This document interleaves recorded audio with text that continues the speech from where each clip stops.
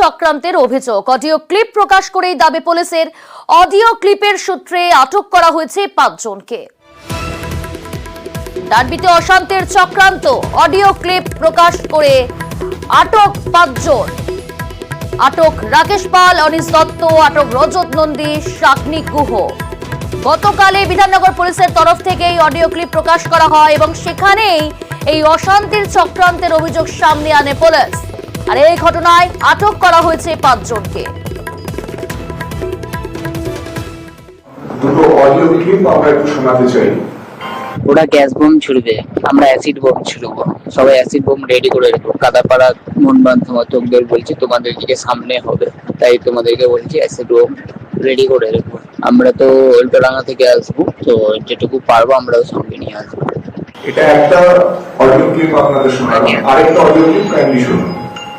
যত ছেলে আর মেয়ে যখন হাতে অস্ত্র নেবে না, হাতে অস্ত্র মানে বুঝে নাও, তখন দেখবে এই যে পুলিশ যে বাড়াবাড়ি করছে না, সব ঠান্ডা হয়ে যাবে।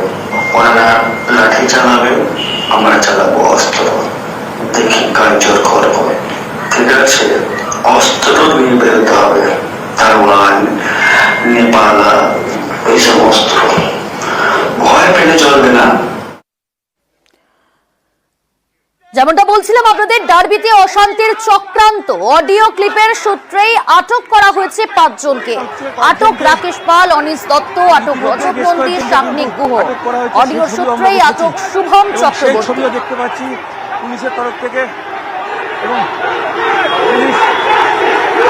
এবং যারা মিছিল করছিলেন তারা ইউনিয়ন জাস্টিস প্রদান করছে।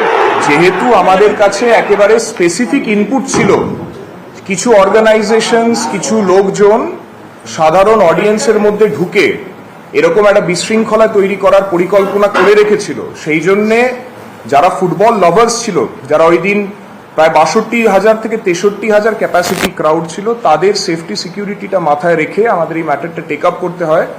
আর সেটার জন্য আজকে এই ম্যাচটাকে ক্যান্সেল করতে হয়। This is one of the main reasons. কোনো একটা বিশৃঙ্খলা মাঠে হয় and there are 60 to 63,000 people, লোকজন এদিক ওদিক দৌড়াদৌড়ি শুরু যদি করে দেয়, there is always a possibility of a stampede like situation. এটাকে মাথায় রেখে when I have an intelligence input and a specific one, যখন specific input আছে, তখন we had to communicate that and the decision was taken.